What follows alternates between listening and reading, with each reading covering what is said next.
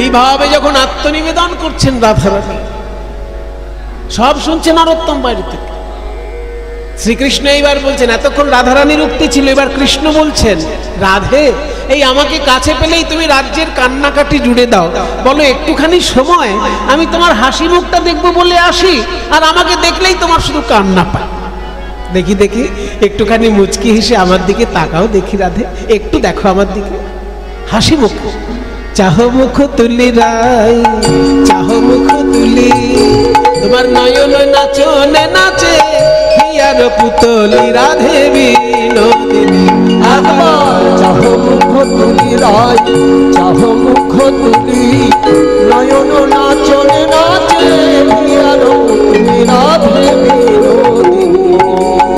রূপ যৌবন অনয় বিলাসে, রূপ যৌবন তোমার হৃদয়ে আগুলি, কোন বিধি গড়েছিল তোমায় প্রেমের পুতলি রাধে বিনোদিনী।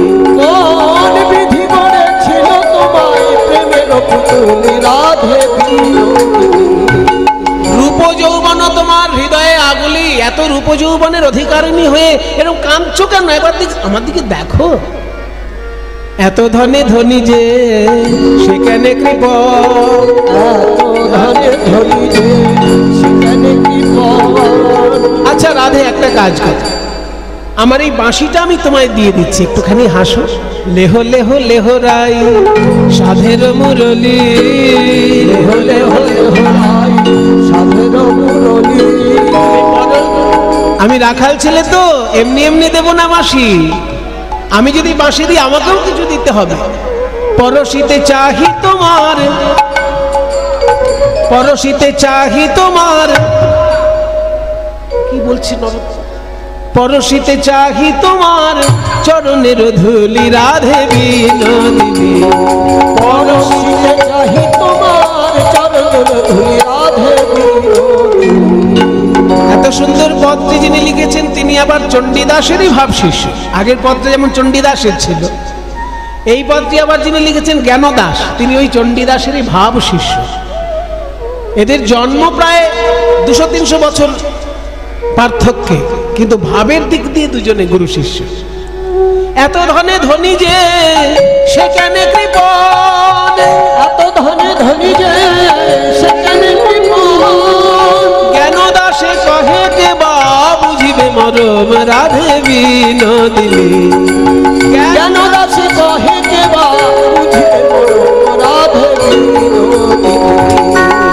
এইরকম কথোপকথনের শুরু হয় কিন্তু শেষ হয় না, তাই না? এই যে প্রিয়তম আর প্রিয়তমা যখন গল্প করে কোথাও, সেই গল্পের শেষ আছে কি? শুরু আছে, কিন্তু শেষ নেই। শেষ করতে গেলে গায়ের জোরে শেষ করতে হয় বা পরিস্থিতির চাপে শেষ হয়। তা নাহলে প্রিয়তম আর প্রিয়তমার গল্প এ কখনো শেষ হয় না, শুরুটা হয় কিন্তু শেষ হয় না। তাই নরোত্তম যখন শুনছেন সেই কথায় বিভোর হয়ে গেছেন। এদিকে দুধটা যে গরম হয়ে উতলে যাচ্ছে বুঝতে পারেনি, যেই দুধটা উতলে গিয়ে দুধ পোড়া গন্ধ বেরিয়েছে তখন চমকে উঠল নরোত্তম, যে আমি তো রাধা গোবিন্দের কথা শোনার জন্য ধ্যান করছি না, আমি তো তাদের সেবা করার জন্য ধ্যান করছি। তো দুধটা যদি পুড়েই যায় তাহলে আমি সেবা করব কি করে? এই ভেবে নরোত্তম ছুটে সেই গরম দুধ যখনই নামাতে গেছে, হাত দিয়ে ধরে যখনই গরম দুধ নামাতে গেছে, হাতে ফোসকা পড়ে গেল। সঙ্গে সঙ্গে নরোত্তমের ধ্যান ভেঙে গেছে, ধ্যান ভেঙে গেল নরোত্তমের। চিৎকার করে বলে উঠল, গুরুদেব এ আমি কি করলাম?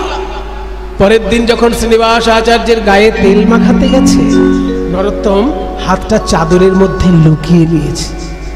লুকিয়েছিস কেন রে?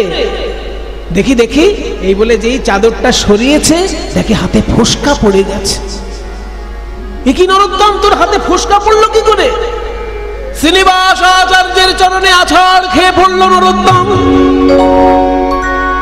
বলে, ওগো গুরুদেব, তুমি তো কৃপা করে আমায় গোপী ভাবের সাধনা করতে বললে, কিন্তু আমি যে ওই গোপী ভাবে ডুবে গিয়ে কুঞ্জের মাঝে রাধা গোবিন্দের কথোপকথন শুনতে গেলাম, তাতে বিভোর হয়ে গিয়ে ওদিকে দুধ উতলে গেল। আমি আর সেবা করতে পারলাম না। আমি তো কৃষ্ণ সেবার যোগ্য নই হে।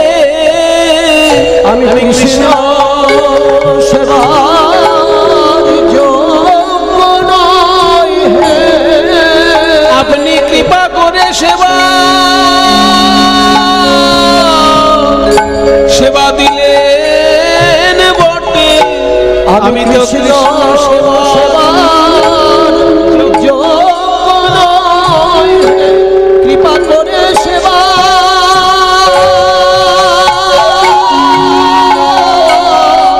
দিলেন বটে। আমি কৃষ্ণ সেবার যোগ্য নই হে।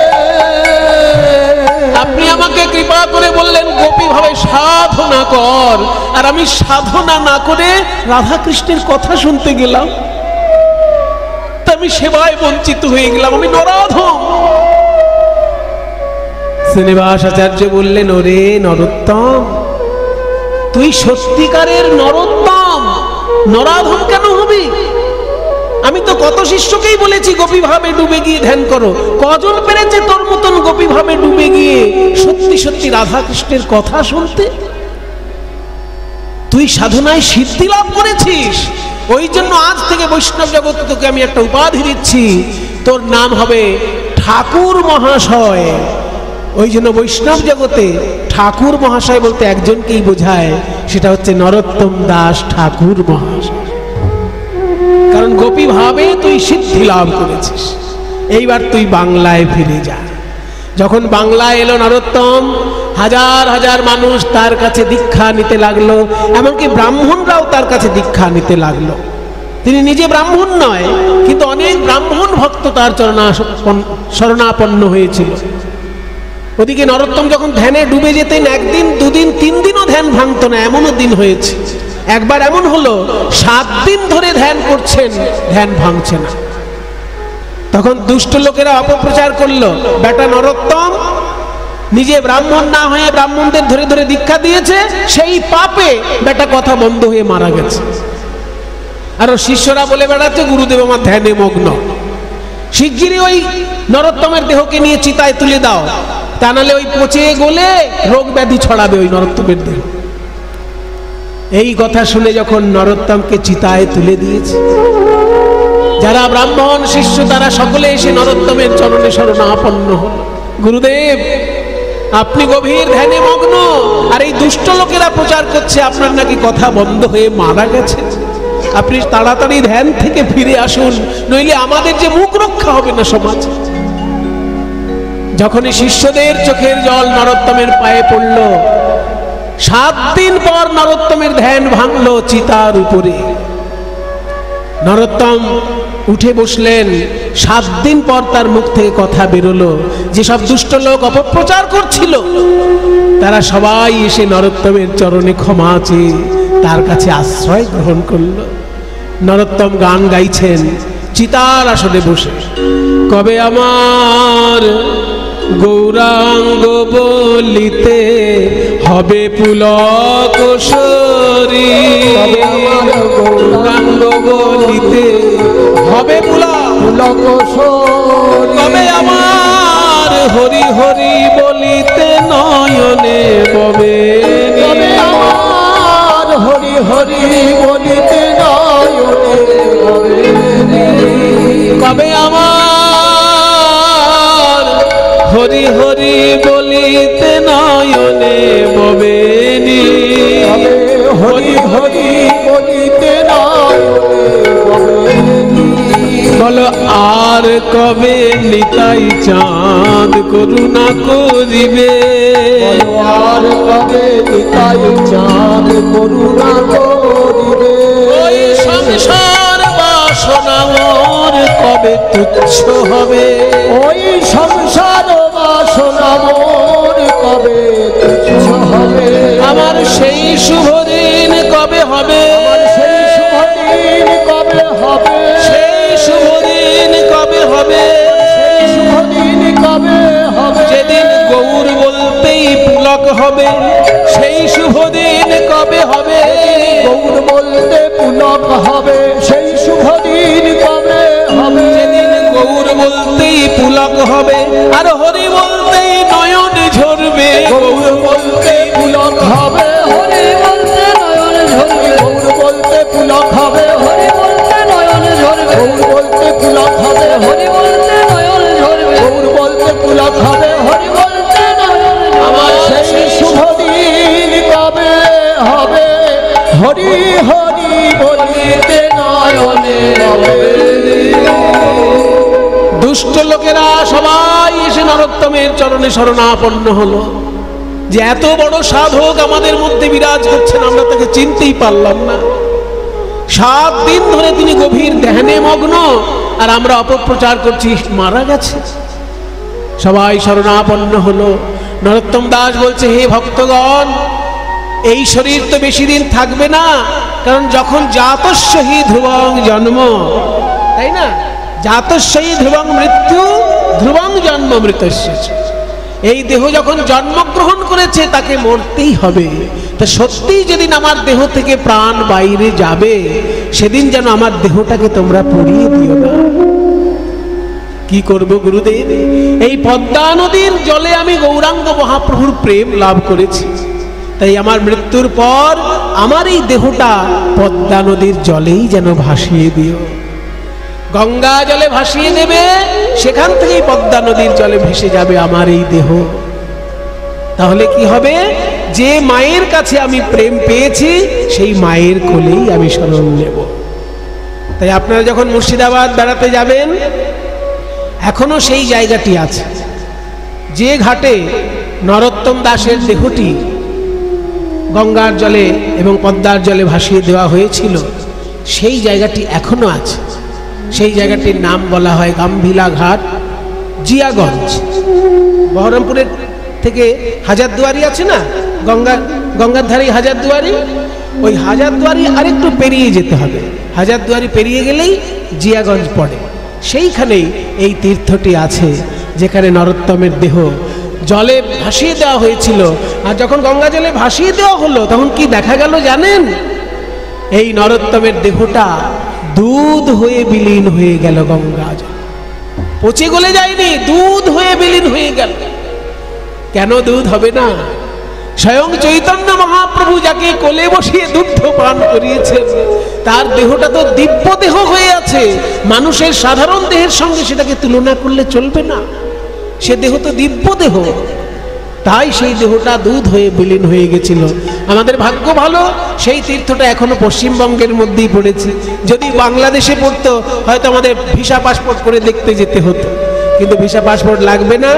আপনারা হাজারদুয়ারি বেড়াতে গেলেই আর 2 পা এগিয়ে যাবেন, জিয়াগঞ্জে ওই গাম্ভিলা ঘাট আছে, যেখানে নরোত্তম দাস ঠাকুরের ওই তীর্থটি, দেহটি বিলীন হয়ে গেছিল জলের সঙ্গে। তাই সবাই মিলে একবার নরোত্তম দাস ঠাকুরের জয়ধ্বনি দিন। বলুন, কীর্তনাচার্য বৈষ্ণবাচার্য নরোত্তম দাস ঠাকুর কি, নরোত্তম দাস ঠাকুর কি, নরোত্তম দাস ঠাকুর কি। বিষয় ছাড়িয়া কবে শুদ্ধ হবে মন, বিষয় ছাড়িয়া কবে শুদ্ধ হবে মন, আর কবে হবে হেরব সেই মধুর বৃন্দাবন, আর কবে হবে হেরব সেই মধুর বৃন্দাবন। রঘুনাথ পদে মোরয়াকুতি, রঘুনাথ পদে মোরয়াকুতি, আর কবে হবে হেরব সেই যুগল মূরতি, আর কবে হবে হেরব সেই যুগল কীর্তি। শ্রী রূপ রঘুনাথ পদে রঘু মোরয়া, রূপ রঘুনাথ পদে রঘু মোরা। এই প্রার্থনা করো এ সদা নরোত্তম দাস, এই প্রার্থনা করে সদা নরোত্তম দাস। আমি আর কিছু চাই না, আর কিছু চাই না, আর কিছু চাই না, আর কিছু চাই না। রূপ রঘুনাথের পদে আর কিছু চাই না, রঘুনাথের পদে আর কিছু চাই না। যেন জন্মে জন্মে মতি থাকে, জন্মে জন্মে যেন জন্মে জন্মে মতি থাকে, আর কিছু চাই না। যেন জন্মে জন্মে মতি থাকে, আর কিছু চাই না, জন্মে জন্মে মতি থাকে, আর কিছু চাই না। যেন জন্মে জন্মে মতি থাকে রূপ রঘুনাথের পদে, জন্মে জন্মে মতি থাকে রূপ রঘুনাথের পদে জন্মে জন্মে মতি থাকে রূপ রঘুনাথ পদে জন্মে জন্মে মতি থাকে রূপ রঘুনাথ বলো পদে জয় রূপ সনাতন ভট্ট রঘুনাথ শ্রীজীব গোপাল ভট্ট দাস রঘুনাথ গোপাল ভট্ট দাস রঘুনাথ এই ছয় গোসাইয়ের করি চরণ বন্ধ এই ছয় গোসাইয়ের করি চরণ বন্ধ যাহা হইতে বিঘ্ন নাশ অভীষ্ট পুর যাহা হইতে বিঘ্ন নাশ অভীষ্ট পুর বৈষ্ণব গোসাই আমার বৈষ্ণব গোসাই বৈষ্ণব গোসাই আমার বৈষ্ণব গোসাই বলি ভব তরাইতে আর কেহ নাই বলি হব তারাইতে আর কেহ নাই আর কেহ নাই রে আর কেহ নাই রে বৈষ্ণব গোসাই বিনে আর কেহ নাই রে এই বৈষ্ণব গোসাই বিনে আর কেহ নাই রে অজাগরে প্রেমে দিতে আর কেহ নাই রে অজাতকে প্রেম দিতে আর কেহ নাই রে ওই অকাতরে প্রেমে দিতে আর কেহ নাই রে অকাতরে প্রেম দিতে আর কেহ নাই রে অকাতরে প্রেমে দিতে নারী অবিচারে অকাতরে প্রেম যোগ্য অবিচারে অকাতরে প্রেমে দিতে যোগ্য অবিচারে অকাতরে প্রেম দিতে যোগ্য অবিচারে আর কেহ নাই রে বলো হরে কৃষ্ণ কৃষ্ণ কৃষ্ণ হরে হরে হরে রাম রাম রাম হরে হরে হরে কৃষ্ণ কৃষ্ণ কৃষ্ণ হরে হরে হরে রাম